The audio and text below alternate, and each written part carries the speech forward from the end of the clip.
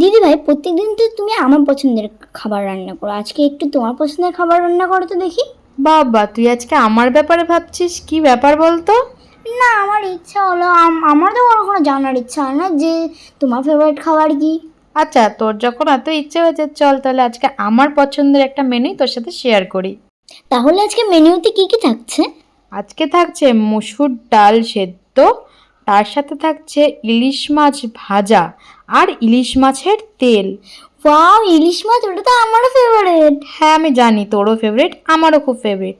তার সাথে থাকছে পেঁয়াজ শুকনো লঙ্কা পুড়িয়ে আলু সেদ্ধ মাখা, আর তার সাথে থাকছে পেঁয়াজ কুচিয়ে কাঁচা লঙ্কা দিয়ে আলু ভাজা। তোমাদের কার কার এই মেনুটা পছন্দ হয়েছে সেটা কিন্তু জানাতে ভুলো না। আর হ্যাঁ, সাবস্ক্রাইবটা করে দিও প্লিজ। প্লিজ করে দিও না গো, আর সাথে লাইকটাও। কিরে, মেনুটা কেমন লাগলো? দারুণ তো।